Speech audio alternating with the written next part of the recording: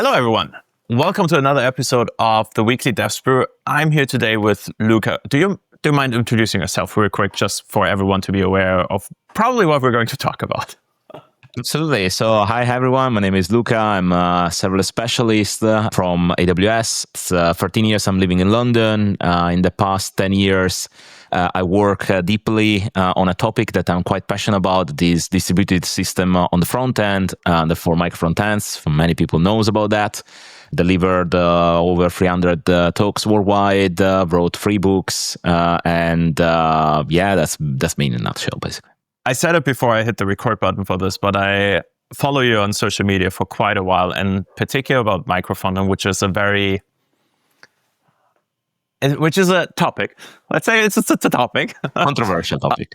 Yes. I love how you have very nuanced opinions about it and share genuine insights instead of just going into the hype. So just to level the playing field, how would you describe micro-frontends to me? If explain it like I'm 5, right?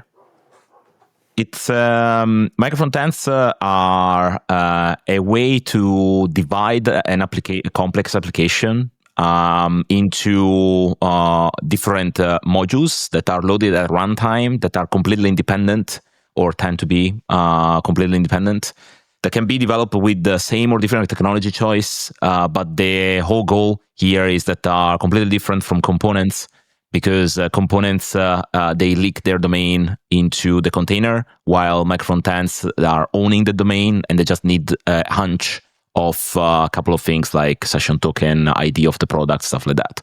That's the main difference between them. I think when you work in a mid-sized, large organization or in a multi-tenant application, micro-frontends can accelerate your throughput. While if you are a team of 5 people and you struggle to, let's say, coordinate by yourself, they are not a silver bullet at all. From my perspective, and I feel like the common case that I see people make is like, well, microservices on the backend side are so successful. Everyone is doing microservices now, which I also think is nonsense.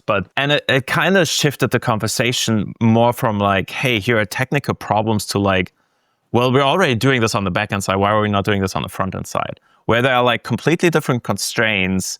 So I would be curious if this is just my perception of like a little bit of the origin of micro-frontends, or if I'm not the only one that has that perception. No. So you can have micro-frontends with a monolithic code base on the backend and vice versa. Yeah. It's absolutely fine. Everything, both of them are architectures, and as architecture are designed or, let's say, created for enhancing certain behaviors inside the social technical system. What I mean by social technical system is that I don't see a system just for the code that you're writing, but also for the people that are in the system, therefore coders and teams and whatever, but as well also the engineering culture of the company. Because if we're not taking into account these 3 dimensions, we are making a disservice to the company. If we think that, but I've seen Netflix using microservices and micro-frontends, therefore it has to be in that way or we don't do anything, we have big problems, because 99% of the companies are not Netflix or Amazon or Microsoft or whatever. And that's probably the thing that annoys me so much about this conversation, because it's like these comparisons that are like completely out of the air. Like, completely. Yeah, there might be a case study how successful Netflix run those things, but there's so much work that goes into that. They have much more resources to cater those processes that are needed. So what I would like to do with you is like look a little bit of like the key characteristics that I see sometimes being referred to as benefits of micro-frontends, but also to some extent they come with a cost, as everything. Yeah. The most common case that I see when people talk about micro-frontends is like, well, it's better for scalability.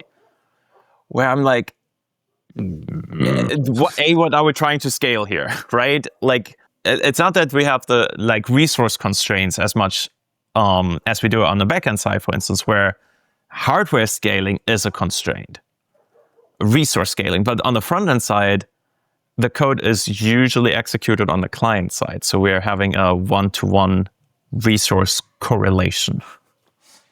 I would say that there is, okay, so we need to split it up in 2 parts, right? So the first one is client-side rendering. So client-side rendering nowadays, I think, is laughable talking about scalability, because when you have a CDN in front, it's very unlikely that you tear down a CDN, even with DDoS attack. You start to throttle, great, but somewhere else in the world, there will be a point of presence that will serve your content, so it's no problem.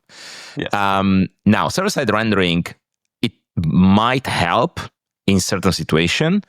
A classic example that I had quite few teams that I helped worldwide is the e-commerce. So when you have, for instance, you think about an e-commerce when there is, a flash sale or a Black Friday, there are areas of the application that inevitably will be hit harder than others. So probably an FAQ or contact us won't be hit as hard as personalization of a catalog or checkout, stuff like that. So definitely reasoning on I have 10 million requests in an hour for the whole architecture that will hit a bunch of resources compared to I need to cover the critical path that will be just, the sign up and the checkout and the catalog. It will help on the cognitive load side, on the testing side, and also on the infrastructure side, because how you structure the thing.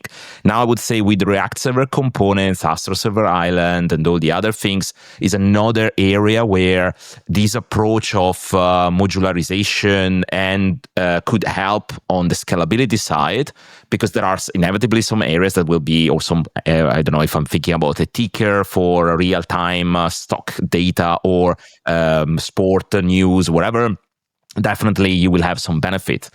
But that doesn't mean that everything has to be micro-frontends. Scalability, I think, is definitely one thing that we need to think about, but it's mainly concerning server-side rendering application, also at certain scale. Because nowadays, even with server-side rendering, medium scale, I would say hundreds of thousands of requests per day, you can live with just a CDN, that would be more than enough. Yeah. The other thing that I often hear is like, well, we have multiple teams working on different things and it allows them to make their own technical decisions, which on a high level sounds great. Usually, though, most companies are rather aiming for consistencies, at least from my experience. So I feel like a little bit there's this trade-off going on of like, okay, we want teams to work independently, but we also want a certain level of consistency. How do you manage those to some extent contradicting? I don't believe we are contradicting. I think it's the mindset that has to shift in terms of you can have a modularized and distributed application with a certain level of consistency. Now, if you're thinking, I want to have control on the library that are there, the version that are there, and wherever, probably you will have to spend a bit of time on automation, toolings, and governance. However, there are certain things that are mandatory for me. Like if you think about any web application design system, I want to have consistency there. Login library, I want to have consistency there. Stuff like that are what they call cross-cutting concerns. I think that we need to have that part. And there are tools that enables us to reach that without being physically involved in certain conversations. So classic request that I have from every team is, okay, so now we have 25 repositories. How can we make a change on a design system and apply to all the 25? Right. The answer is dependable. That is one answer. It could be something else, right? So you just configure dependable where it depends how aggressive you want to be. Have teams that are even merging the pull request automatically overnight when there is a new design system version. Others that are more mild, and therefore they are just opening the pull request and then checking that. But it's completely up to the importance of one thing. Very often, if I think about rate of change of these cross-cutting concerns, like a login library, you're going to have maybe one change per year, every 6 months. So therefore, the burden for doing this is not that huge. Even if you think about, okay, let's try to keep up with the same Angular React Vue version, they are pretty good nowadays on not introducing breaking change version by version. And therefore, it means, if I remember well, React last time that I checked was 2 years before they have a breaking change on a version. Therefore, even 1 year would be, I mean, if you're not capable to update a version of your main framework after 1 year, there are different problems that we need to discuss. Fair point. So that is one. The other example that I can bring on the table is stuff like budget size. So the budget size, for instance, is important, right? Because if you think about distributed system on the front end, what matters is that you are not going to ship 1 megabyte of JavaScript on the client, because otherwise you will impact your core web vitals and stuff like that. So you can create a shift left approach where through Git hooks, you can, let's say, compile on the fly your micro-frontend, see which is the final bundle size, and assign a threshold to that specific, let's say, micro-frontend, and say, if you are over 30%, you cannot even merge. And I did that when I was working in DAZN, for instance. Nowadays, for instance, you can even enforce certain things in shared libraries, like if you have a shared folder across multiple micro-frontends for, I don't know, classic thing, header and footer, because they're identical across the application, you can create some fitness functions that are basically tests on your architecture that are automated. And therefore, every time that you open a PR, you can run the test and say, okay, perfect. So my test says that in the shared folder, I need to have two folders, one called header and one called footer. If someone tries to add something else, the test fails.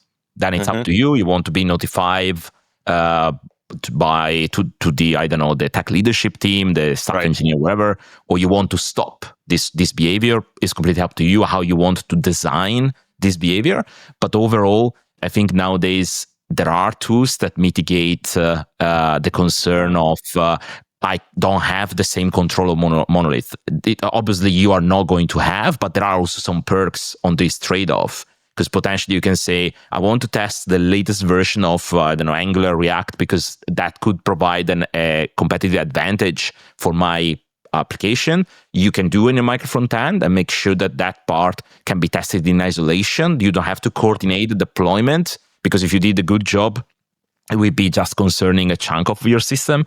So this trade-off of adding a bit more thoughts on governance and tools and automation comes with the price of obviously investing this time on thinking about that, but also the benefit of the flexibility to say, I want to try a specific library or thing.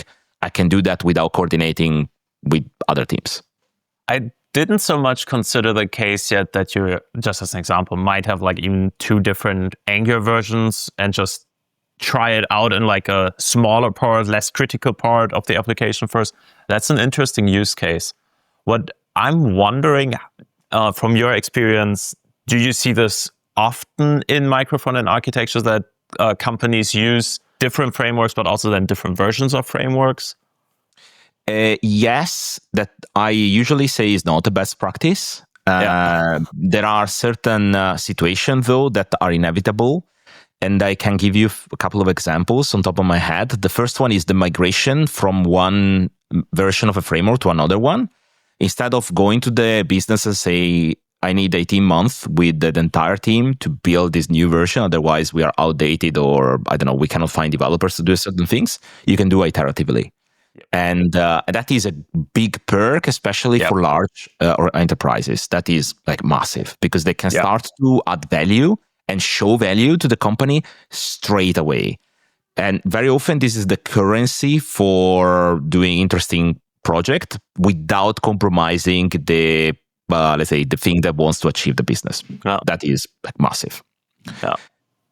Another example is when you work, and there are many companies, unfortunately, in the enterprise world that are working with third parties, and they have like this ecosystem is very fragmented with multiple third parties, internal developers, and they don't have control on CI/CD. They don't have control on a bunch of things in the world, especially in the financial ecosystem.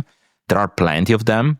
that unfortunately are complicated to handle, and therefore leveraging micro-frontends help them to shield, to accelerate obviously the development and shield some of the gotchas that you will have in a monolith without compromising a bit the performance, but vast majority of the time are behind authentication. So in that case, the core web vitals, I cannot say are, let's say, negligible, but close to, because either you enter in your bank account in that way, or there aren't any other way. I mean, you are willing to wait 1 second more potentially to see your, I don't know, final result on the bank account. But you have the benefit that you have multiple companies, and multiple teams working on the same application. One thing that I see most often people forget about micro-frontends particularly is that there is a good amount of stuff that you can just handle with tooling, right? Having good tooling practices in place mitigates some of that overhead. But at the end of the day, you're shifting a little bit of like issues that you don't have in a monolithic architecture over to having you need to establish clear guidelines, clear communications paths and processes. Kind of like you mentioned, okay, what happens if someone changes the footer? Who's responsible for that? How do we make sure this gets rolled out to everyone? How do you look at those issues? Because, I mean, like, tech issues are often, if not always, easier to handle than communication issues. Completely. I think you are touching the right point here. So with micro-frontends, the main challenge is not technical. We are getting back into architecture. I'm saying getting back because I have strong opinion. You might disagree with me, but I think that currently in the last 10 years or more, in the JavaScript ecosystem, majority of the time we are saying, oh yeah, we are designing an application with React and Redux, Angular. But the reality, we're not designing anything. We are embracing something that is designed by someone else and applying patterns. When I read one more blog post that describes the perfect React architecture and is just listing folders, I'm going to jump out of this window. I love that.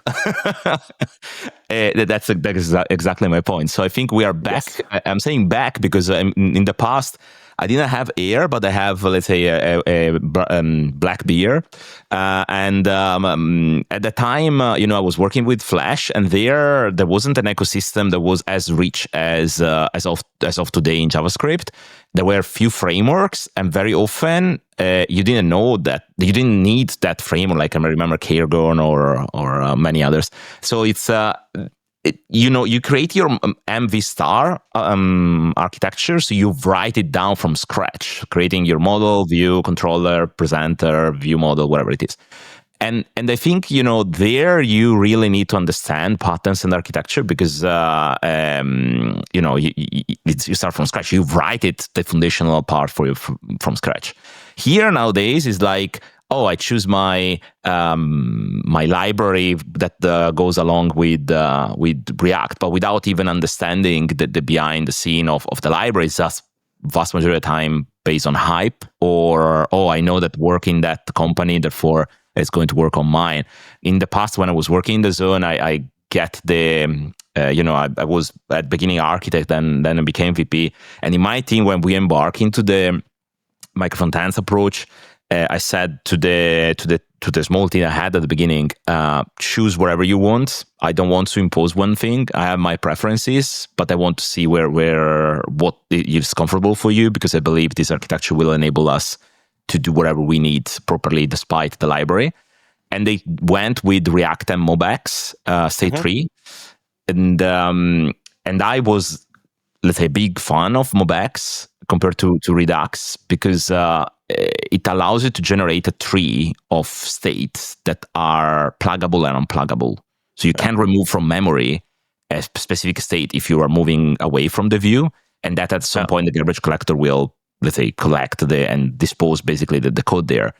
And the reason for me was key, that part, is because, it's not that we can always work on 10-core M4 MacBook Pro. In our case, 60-70% of our audience was consuming content in living room devices that were, I don't know, a Fire TV stick from 2015 or Google Chrome or a set-top box that was with HTML4.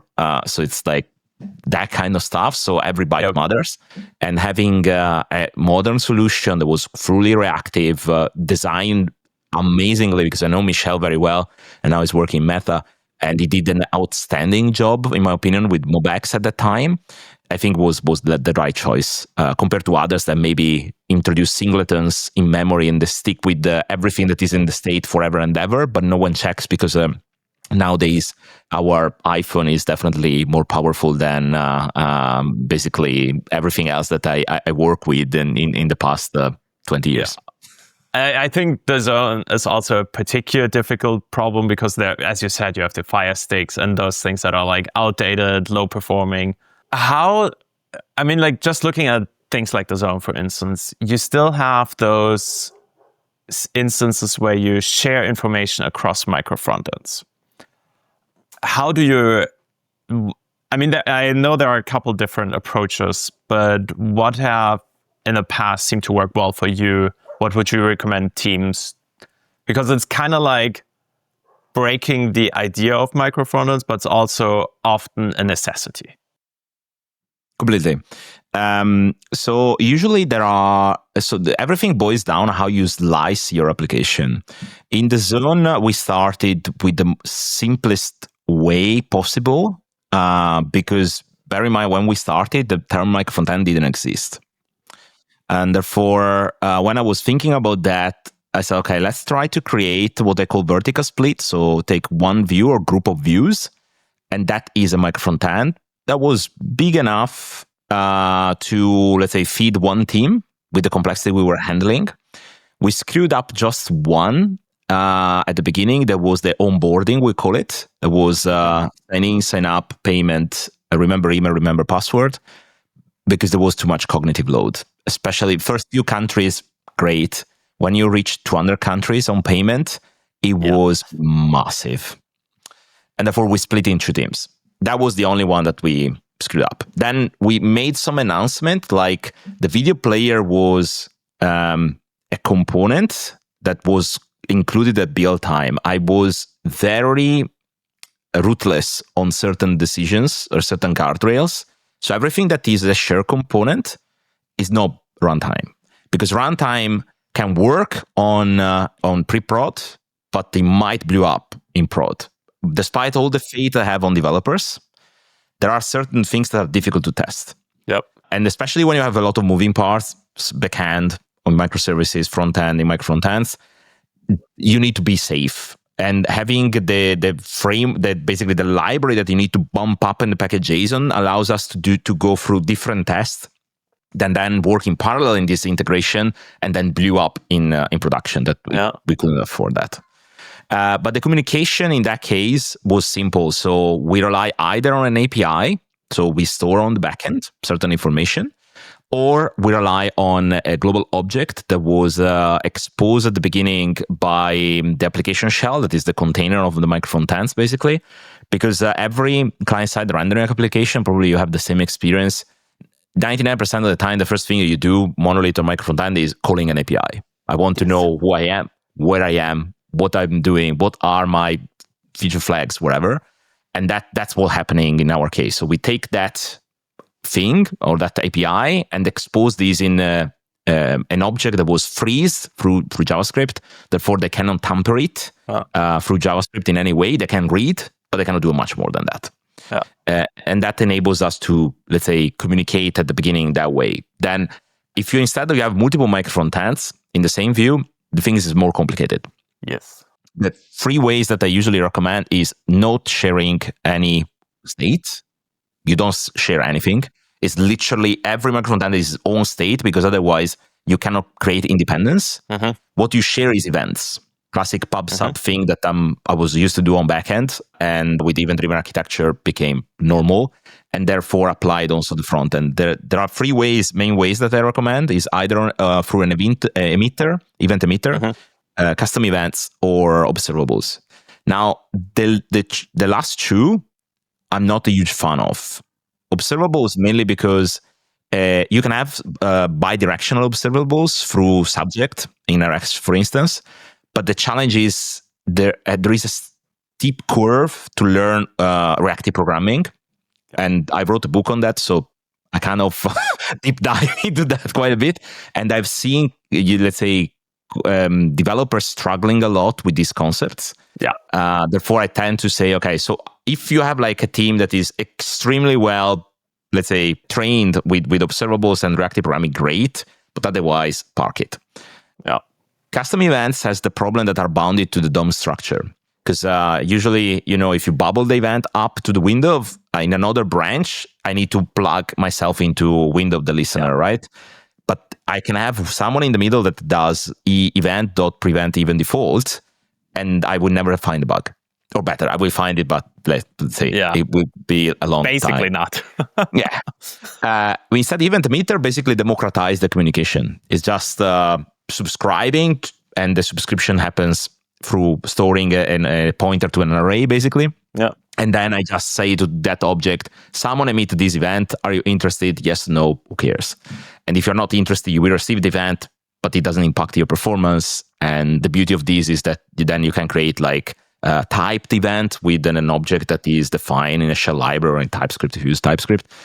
So there are a lot of ways that you can design these things in a very nice and clean way. Even testing became easy, because as long as I know that my team has this contract and you have another contract and you want to integrate with me, then you say, okay, so Luca is sending me this. Perfect. So let me create a test for this, or let me create this scenario that I can do through end-to-end testing in isolation without having, let's say, Luca's team Micro-frontends. So there are a lot of benefit if you look holistically on this approach, while with the shared state, is a recipe for disaster and I've seen quite a few companies, unfortunately, go into that route and refactor for 6 months. Yeah, I can totally imagine that. I'm kind of curious to hear your thoughts on the Signal proposal that is out there right now. Do you think one of my first gut reaction was this might sounds so harsh, but it might be a very viable approach to sharing state across micro-frontends if it turns out to have those capabilities, right? But just like conceptually, the idea of like, okay, having a shared way of having a general layer how to share state that is adopted by the most common frameworks could be a great way to have a reactive approach without like having the overhead of something like Arcs. Is that just my wishful thinking, or do you see this in a similar way? I think you're right. It could be an interesting approach. The problem is in a micro-frontend fashion, you shouldn't have, let's say, too much to share, because otherwise you are building components, or better, distributed components. That is the enemy and evil in every architecture. Because the problem is, I don't see the big issue on containing the state inside each micro-frontend. It's easier for testing, it's easier to deliver stuff. And at the end of the day, if you do a really good job on designing this, you invest time at the beginning to say, okay, let me think what are the domains here, then events are negligible, like, I don't know, 5-10 events top per view. That is like literally nothing compared to the grand scheme of things. And then you need to be smart enough to recognize that certain things doesn't have to be designed in a very granular fashion. You can, let's say, stay more coarse grain. And for instance, I don't know, an FAQ page or an help page is basically a view of a headless CMS that is majority of the time handled by the customer support or the marketing team that is putting data there. Then there is no need of creating bazillion of micro-frontends to load there. When you have like a micro-frontend that is pushed into an header, between a header and footer, done. I mean, you forget about that. Probably the maintenance of that is, the rate of change of that part is negligible. It would be probably one person every X month.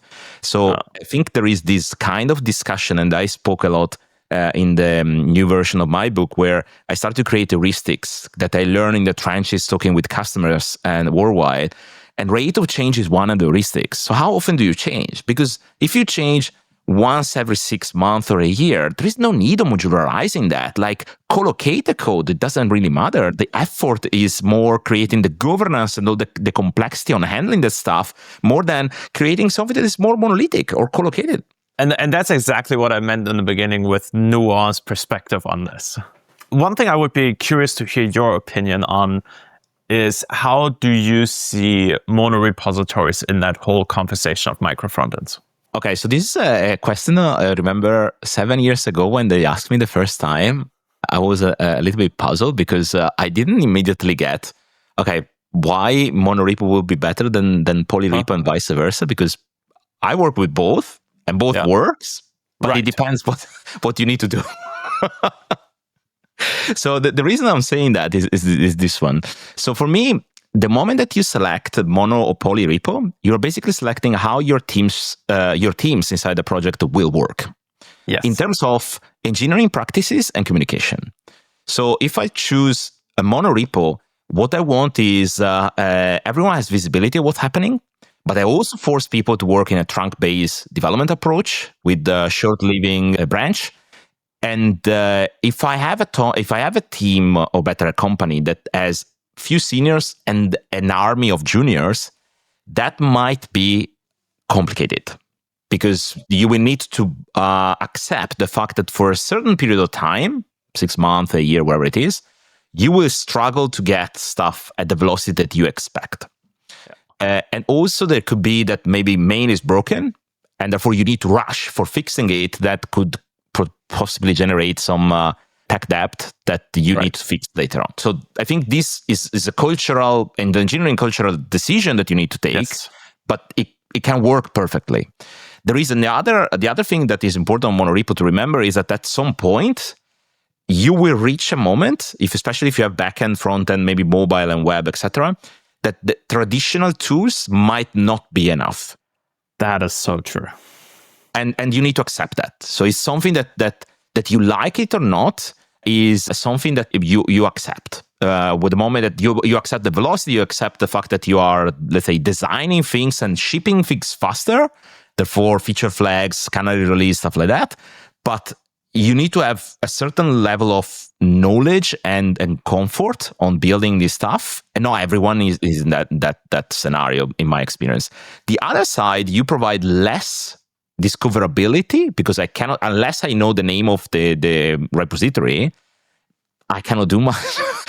I can search, but maybe GitHub doesn't tell me which is the repo, and that basically provides a behavior on the between teams, that if I want to communicate with your team and I don't know what is your repo, we need to sit down and write down a request for comment or an ADR, whatever you need to do. And that for me is very interesting, because now we shift the conversation from, which is best, to what behavior we want to have inside the social technical system. That I prefer by far, to be honest, because both of them are viable. I've seen companies succeeding with both. But the thing is by far more interesting to understand which behavior you want to have inside the company. Do you want to have, for instance, polyrepo and micro-frontends are interesting because if you think about independent teams, these will create independence. They will allow to use whatever tools that they need. And you force the teams that if they need to exchange information, they have to document it. On the other side, you accelerate the development. You accelerate the integration. You might find certain scenarios where, in the shared library now, I have 25 things that shouldn't be shared, but are shared because it's easy to share. Yeah. And is a behavior that you need to take into account. And I'm not saying it's right or wrong. I'm just saying your context drives this decision. For me, both of them are, I've seen company working with both of them and with different outcomes. Some of them fail miserably with both, and some of them succeed very well with both. So for me, everything boils down on really understanding the context that you're operating. If there are, let's say, a mix of junior and senior, accepting or selling to the business, by the way, we have to buy some time at the beginning if we work in monorepo to, let's say, skill up all the people to this approach, but then we will have certain benefit. And to be honest, I did something similar in my first job in London, where we started to have an automation that merged every single branch out of main every 4 hours. So you couldn't have, let's say, a branch that could more than 4 hours living. And the beauty is that the first month we started to slow down, but then forced us, when we do like the sprint review and defining what was the next sprint and the task for the next sprint, to be extremely precise and thinking thoroughly about how big is this task. Because it's more than 4 hours, I'm screwed. So I need to divide it in smaller chunks that can work without breaking things. And therefore, we find ourselves after a few months that our team was the one that was every single time delivering on time and more than what we expected, because we didn't have to spend the last 2 days merging code that had too many conflicts and rebasing and stuff like that. We just literally ship normally. One thing I would be curious to hear from you, do you have kind of like clear indicators where you say, oh, if you have those X criterias, it probably makes sense in your context to stick with something like micro-frontends, or the vice versa? And I know this is a little black and white, but I think this could help some people really look at it more objectively, like, okay, I don't have this. Why do I think micro-frontends is still a good choice? One dimension is definitely team size. Yeah, I think, to be honest, nowadays there are no excuses. The team of 10 people, in my opinion, at least, should work easily inside the same code base, despite maybe that there are some friction inside the teams, but yeah, we are human beings. But there are certain scenarios that, if you have 10 people, I have, for instance, a customer in Canada that I have a team of 14 people that's still decent enough for working in the same code base, but they decided to go with Micro-frontends because they are doing a SaaS product where 80% of the code is exactly the same for everyone. So signing in, signing up, the onboarding experience, the FAQ, whatever. But they have, because they build basically a software for iPad, for the classic electronic till, the till that you have when you go to the restaurant, where you have the design of the restaurant and the table, stuff like that. That part can be customized. Depends which, if you have like delivery or takeaway, if you have restaurant only. And therefore, they created this modular approach where basically they have mainly 3 micro-frontends. 2 are the initial part if you need to configure stuff. Another one is when you are inside the common part, and then the generic thing on how to handle a restaurant, and then the customization based on customer. Yeah. And that basically helps them, because in order to pull together an application, basically 70% of the application is identical. They just ship the same thing. And the rest is either generic with some custom capabilities that are predefined, or completely custom. And that, that has a big help on this small team, mainly also on deployment, because they know that if they make a change on the onboarding experience, it will be across all the customers. And therefore, they just deploy the application, done, the micro-frontend. If it's instead a specific customer that requires a massive change, they know that won't impact all the rest. There is no feature flags. There is nothing else. It's that literally a different files that will be uploaded in the server or CDN, whatever.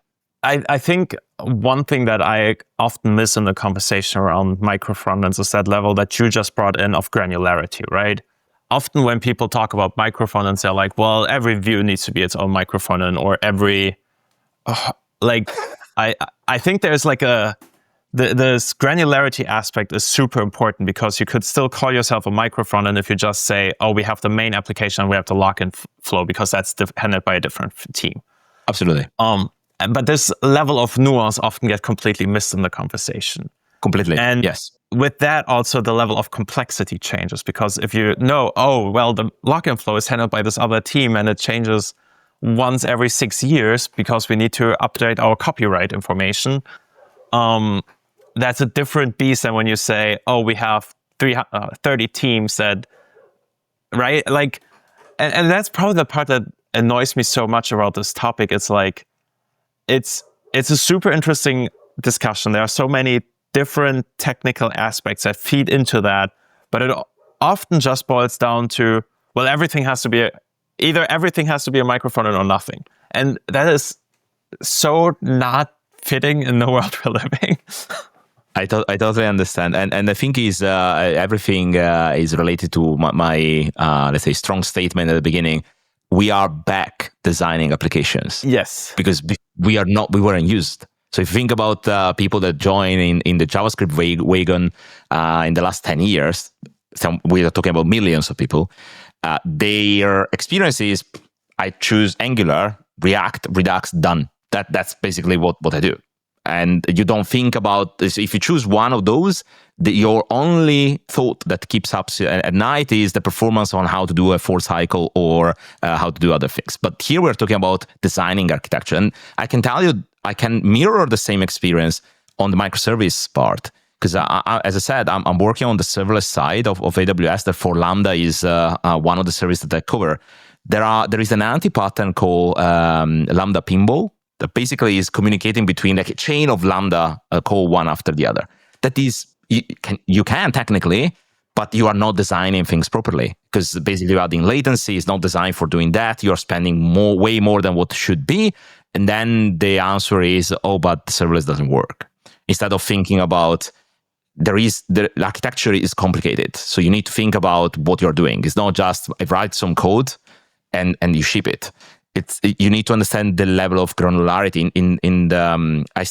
I borrow basically this concept that is coming from Neil Ford and Mark Richards, are my superheroes on architecture, about integrators and disintegrators for microservices, and apply it to micro-frontends, where you need to understand when you collocate code and when you don't. And the context drives that. It's not me saying, oh, the header must be a micro-frontend. To give an example, in DAZN, the header wasn't a micro-frontend, was built 5 times, because we have 5 micro-frontends on the web application, because I trust the team that are capable to replicate, even if it's not pixel perfect, a header that changes. I checked before saying that. In 3 years, we changed twice. Yeah. So there is no need of building an external things that when time comes, it becomes more the time of defining who is doing what, because no one touches for 1.5 years, while I need to create 5 tickets on Jira for changing, adding a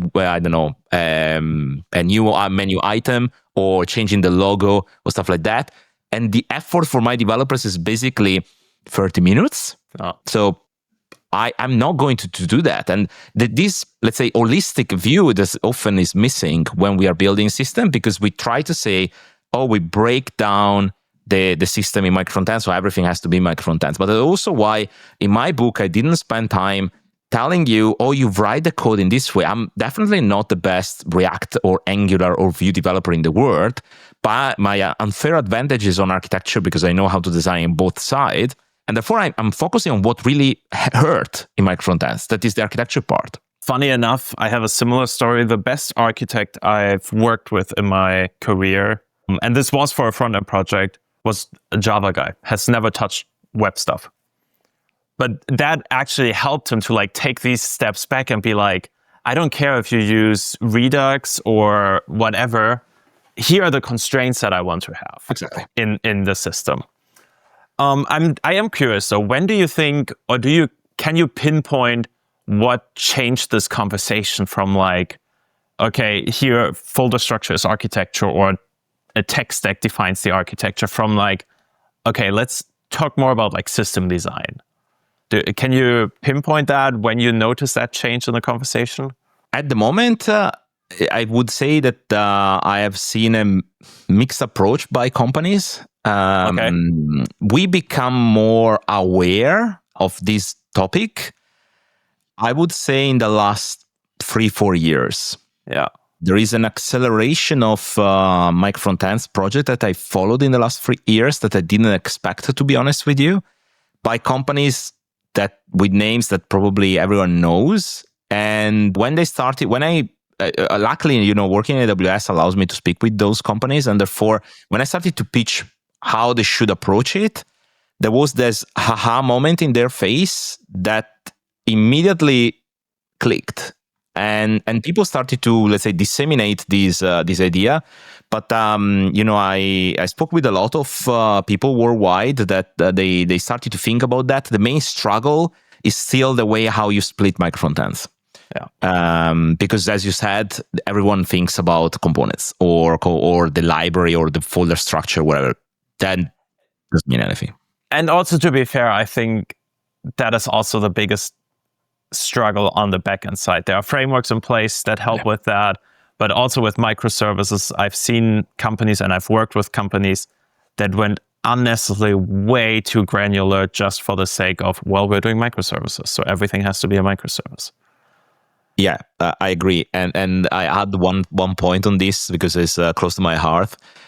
Don't blame the architecture. If you went to granular, it's not the architecture the problem. Are decision made by people. And in certain contexts, it might work. There is a fantastic talk I remember for the rest of my life that I attended where there was a company, and I'm not going to name the company, but there was this person saying, oh yeah, because before we had 4 microservices for integrating with third-party systems, and we discovered that microservices are rubbish, are useless architecture, and now we create a unique monolith and we work way better, throughput high, and stuff like that.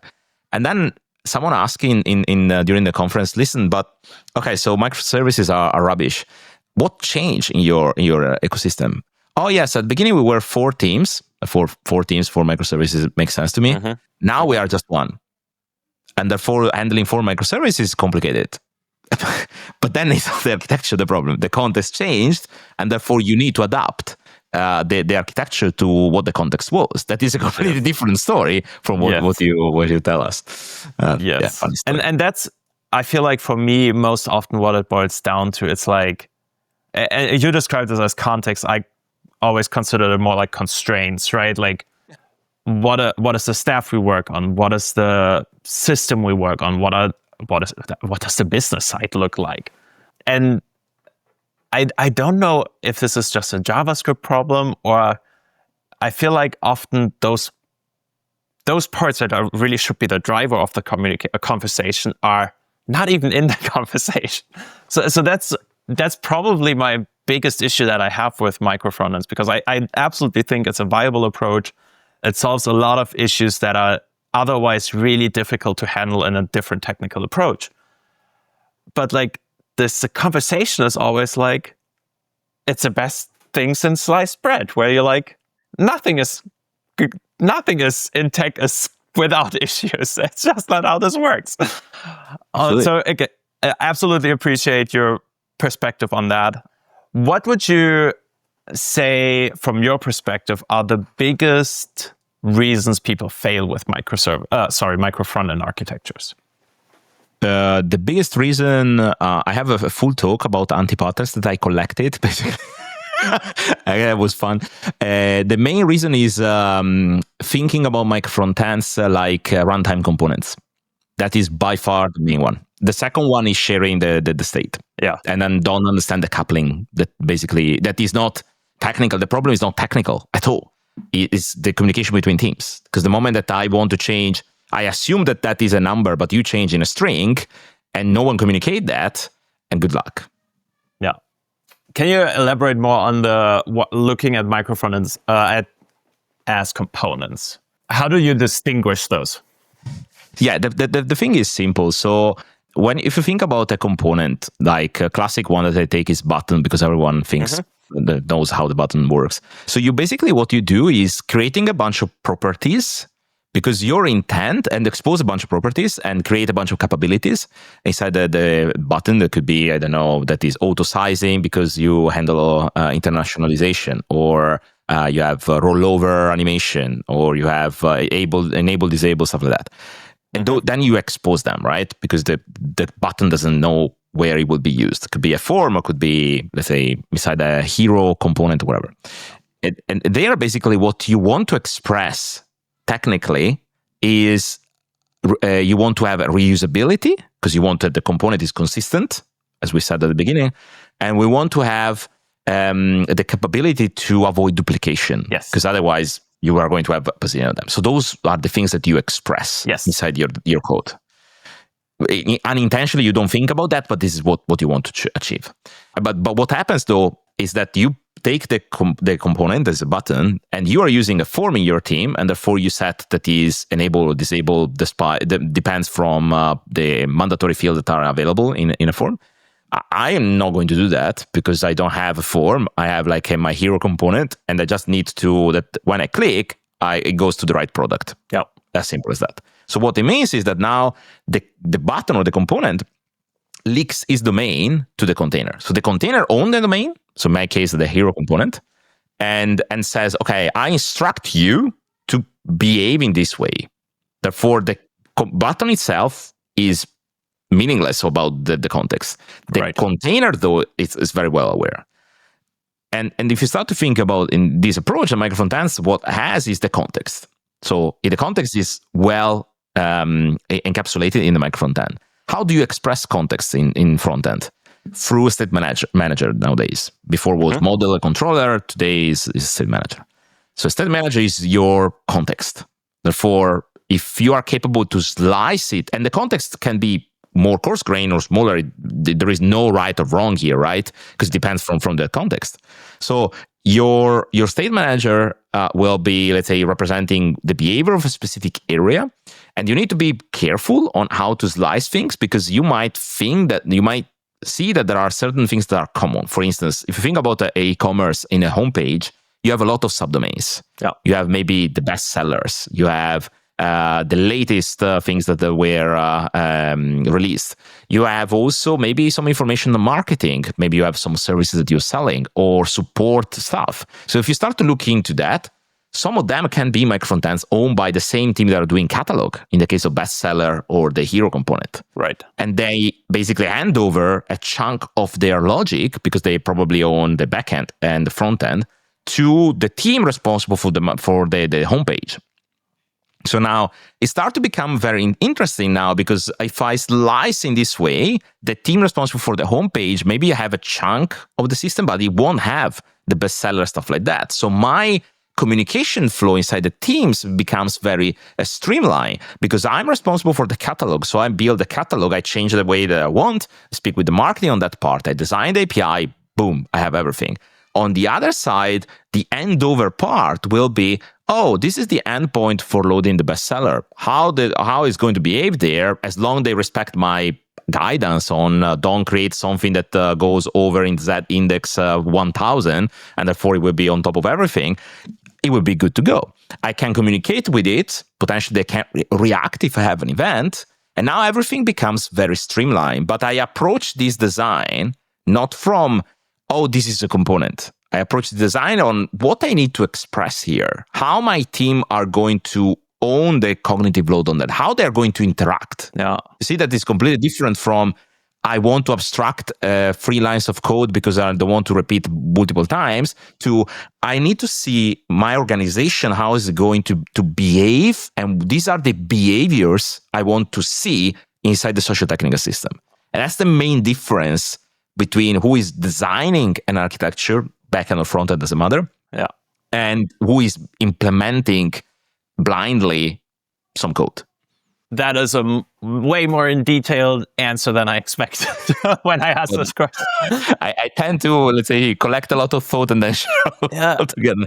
I don't think so as a fair disclaimer, I also never implemented a micro-frontend architecture. So this is just based on experience based on experience on the other side of things, right? Yeah. But I didn't consider the aspect of ownership really. Whereas like the micro-frontend ideally is like self-autonomous, other than shall put it somewhere, right? And a component being like, well, but the container is responsible for that. So that's a really interesting aspect. And I think that would help me a lot in like the way I would slice and dice a micro-frontend. Yeah. Because this pattern of like, okay, who is responsible for what part of the application? It's usually, even for the people that are more in the way of like structuring components, a common pattern where it's like, is this a self-contained component, kind of like micro-frontend in that context, or is this something reusable that needs to be in the ownership of someone else just with a common behavior across our system. But the component is easy to design to a certain extent because you provide basically, I don't know, an API at the end. And say, the button has these 4 properties available. You want something else? You ask me. The micro-frontend is not, is nuanced. Yes. And therefore, you need to understand the system that you are building. That's why very often, even in AWS with customers, I always say, the first thing you need to understand is what the business wants inside the system, what they need to express, what are the architectural characteristics that you need to layer up on the business side, and then you start to think about what are the tools that they need. Could be serverless, non-serverless, whatever, and what are the trade-offs that you need to take into account. Because certain architectural characteristics are mandatory for certain industries. I don't know, if I'm thinking about finance, they need to have maybe multi-cloud, or they need to have something on-prem and something in a cloud provider, or they need to have, in my case, in DAZN was availability. So I cannot, let's say, allow someone to tear down the Champions League final in Germany because otherwise they are going to scream correctly. So, because football is important. When we launched in Italy, the first thing I said to the CTO is, you don't have to touch pizza and football to Italians, otherwise we are screwed. Yep. And that's what we designed for. So every single decision was shielding the critical path. And let's say if some part didn't work, fine, we accept that. Yeah. And we design everything in this way. From the front end to the back end and everything, we had a lot of thoughts around that part. But everything was based on certain input that were coming from business plus the context that the architecture that we were designing. And that is part, in my opinion, that we are missing on the front end side, because I noticed this decentralization of architecture design towards team, back end, front end. But there is no coaching. There is like a bunch of developers that nowadays, with this shift left movement, they found themselves to do security, coding, testing, architecture, design, wherever. And we expect that they know everything about any kind of topic. That is not the case, because poor guys, I would be swamped by all these kind of things. There are so much to understand because the complexity of the system is not the same that we had 15 years ago or 20 years ago. So we need, in my opinion, to shift a bit this approach in something, because I think it's a pendulum, right? So before, everything centralized, ivory tower and everything. Now we decentralize everything. We will eventually arrive to the middle where I think, for instance, the architecture team will be critical for coaching, not for taking decision, for holding certain things, but for maintaining that bridge between business needs, architecture characteristics, and helping developers to think differently through questions. Coaching is not, I tell you the answer, is I raise the right question, then you learn how to raise the question during the time, so you are autonomous at some point. I think this will be the next wave of architecture teams. Then I know that I'm a visionary, and very often these things are not happening. This is at least how I would handle it. I would hope you're right though with that. That is a prediction that I would like to see myself. I have one more question about micro-frontends, and it's probably a question in 2 parts. One big aspect of micro-frontends we talked about this is the stitching aspect, right? Like I might have one page for the users that consists of multiple micro-frontends. What are approaches for you that seem to be successful? And I don't mean this in any diminishing way. Or the most common approach I've seen is iframes, where my toenails curled when I just say that name as a developer, even though objectively there's nothing wrong with iframes. So I just would be curious to hear where your approaches that you have used that make really good use of this, that worked well, and what would you recommend people to look into? So my iframes for me are still a viable option in certain cases. Yeah. Recently, like literally 4 months ago, I had a team internally in Amazon. We were talking about Module Federation, that is another library that you can use for doing that. And we started to ask, okay, tell me more about that. So when I started to understand their context, was a team that was responsible for the application shell. So the coordinator, the router, and everything of the system. But the micro-frontends loading inside the system they have no clue where they're coming from. They're coming from different teams. They cannot impact the library they're using. They cannot choose about the way how they're building things. They cannot plug themselves in having visibility in the code base on it. They literally have a bundle that is arriving to a certain URL, and that's it. And they told me, oh yeah, we can do with module federation. Yes. But the thing is, you are a B2B system. Behind authentication, there is no way that you can, let's say, access in any other way. And you need to load stuff that you cannot control. So you need to sandbox it in somehow. Yes. And the iframe is perfect. I can shield everything that is happening there. You live inside your window, because they have another problem that was a big one. There was a library that was appending in itself inside window. And therefore, if you're using module federation, no matter how you encapsulate the things, you're going to have a problem. Yeah. And therefore, the iframe for that use case makes sense. Nowadays, thanks God, we don't have many use cases like this that has this complexity that has to be handled, and teams are so detached. Nowadays, what I'm seeing majority of the time is for client-side rendering, either module federation or single SPA. Those are the two main one. Module federation, because is, I think, transparent is the adjective that I think about.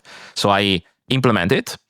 It's obviously, you have to configure it in a certain way in order to make it work, but I can have multiple React version in the same view, or Angular, whatever library you use. But it handles very nicely the singleton approach of loading one dependency once during the lifecycle, during a user session. That's great. And single SPA is identical. It provides also, on top of that, the module federation currently is thinking about integrating the hooks. So I can have like some lifecycle hooks that when a microfrontend is loaded, I do something else. Yeah. Classic thing. And those kind of things, I think those two are the most common. I would say client-side rendering, 95% of my engagement with customers, if not more, is with these two. And they handle very nicely. In single SPA, they're either using System.js or import maps. They love, let's say, the web standards. And also in that case, in import maps and System.js, you can create what they call scopes. So you can basically shield the code that is running inside the scope, not like an iframe, because you don't create an object, but the scope will remain inside there. And therefore, you can have the similar approach from module federation. In Angular, there is native federation that was created by Manfred. That is a fantastic Angular hero, in my opinion. He's doing so much great work around that. I love his work. And he basically take the approach of module federation without using module federation, using web standards. So behind the scene, basically, is doing import maps. It's completely abstracted API, basically, on that. And it's brilliant, works very nicely with Vue. I've seen with Angular. But I didn't see too often outside the Angular world, to be honest. As far as I know, last time I spoke with him a few months ago, he was telling me that the Angular team is recommending now native federation as way to go if you want to use Micro-frontends with Angular. So that's great. It's a great validation. He did an outstanding job, in my opinion. Yeah. So it's absolutely great. Server-side rendering is complicated. Yes. I have more hope than a few years back. Okay. So Vercel just announced the Micro-frontends public beta. That is great because if we have like big players like them that are entering the game, we have some usually are quite savvy on the JavaScript side, opinionated but savvy. I think there is a lot of great stuff that come up on that side. We have others like, for instance, Astro has Astro Server Island that basically. I don't know if they steal the idea or they copy the idea. I don't know how it works because it was an American thing. But the thing is, back in the days, Preact had this idea of islands. And when I spoke with, I never remember his name, Jason, I think is called. The creator. I have the profile picture in front of me. I have the picture in my head as well. I think it's Jason. I spoke with him back in the days before Preact 10. So we were talking about 2018. Because I was a Google developer expert, so I meet with the guys there in San Francisco very often, and we were talking about that. And I said, "Listen, but is an island a micro-frontend?" And he told me, oh no, it's something similar. I said, okay, let's take a step back. What are the characteristics of an island? So I can ship independently. Is basically more he was telling me about that. More, I said, okay, this is a micro-frontend. You call it island, but it's a micro-frontend. It has exactly the same characteristics. So I started to use Server Island on Astro, which is super cool. It's like React Server components. So it's a chunk of a view that can be rendered on the server, but then streamed into the client. So if you have, for instance, as an example that I created for my book is if I have a dashboard, observability dashboard, and you want to refresh in different way different widgets. One is signaling the core web vitals, another one the logs, another one the availability. You can do that with different APIs, and therefore they do server-side rendering on the server and send the meta code that then is used by, in the case of React Server component, would be a sort of React DOM that would be appended in the virtual DOM and then rendering in the real DOM. In the case of Astro, would be HTML with the hydration that you can happen in the client. Oh. But in my opinion, is brilliant. The direction of travel is exactly what I want, because you can decide how granular it is. In my case, it was a widget, but no one is stopping you to be a page or something more, right? So you can layer up all the things that we discussed before on slicing a micro-frontends application, and then say, okay, my composition is rendering complex stuff on the server that will benefit also low-end devices. Like if I have a web application running in, I don't know, India or Brazil, where the connection and the devices are not as strong maybe as, I don't know, UK or North America, then you have benefit also there. That I think is kind of a brilliant approach. But all of them boils down. I've seen recently web fragments from Microsoft that they released a month ago. Oh, that's right. That's right. Yep. Natalia I was talking with Natalia, who explained me a bit how it works behind the scene. And basically the interesting part is that everything boils down into transclusion. There's a whole technique we're using at Side Include, where basically you have a placeholder and you replace it with real DOM. That's pretty much what is transclusion. All of them, server-side rendering works in this way. You can call them through passing proprietary meta language like React. You can call it like you pass naked HTML fragments. It doesn't really matter, but that is what boils down. If you start to think about that, then it becomes just how you express transclusion. You can. I did, for instance, in AWS a few years back with HTML fragments, like Zalando was doing back in the days. Probably you know Zalando very well, and they were doing basically HTML fragments. They were sharing HTML fragments, and everything worked.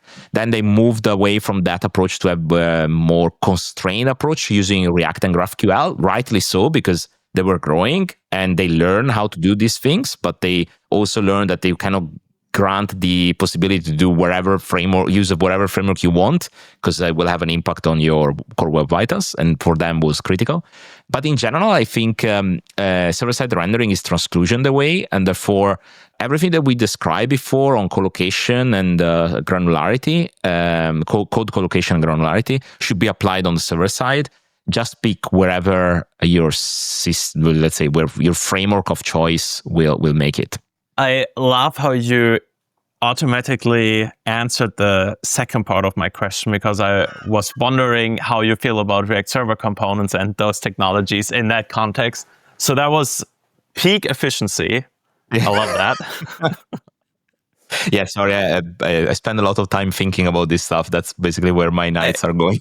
It's fantastic. Perfect podcast guest. I have one last question for you before I let you go.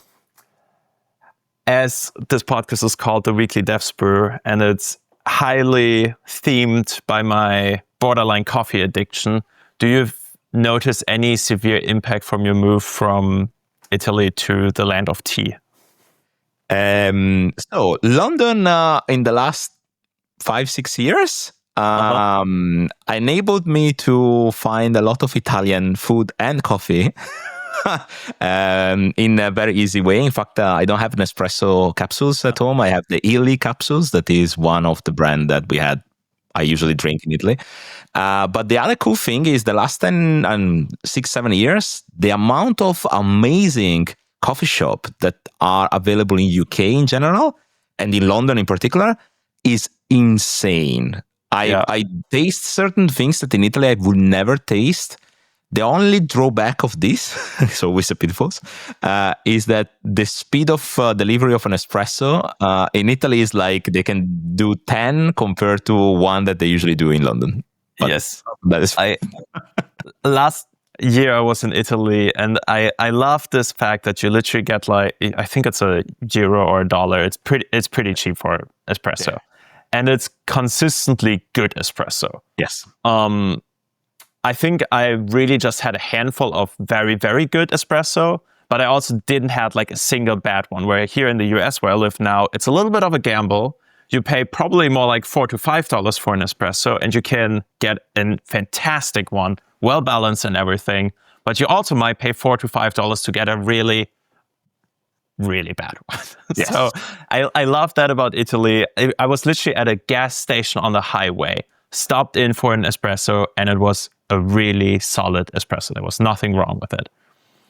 That's the beauty of living there. Yeah. With food, we are good. Yes, very good. All right. Thank you so much, Luca, for joining me. This was great. I had a fantastic time. I said it in the beginning, I said it throughout this podcast, but I appreciate the nuanced opinions you bring to this conversation. I think this is really what JavaScript people need sometimes.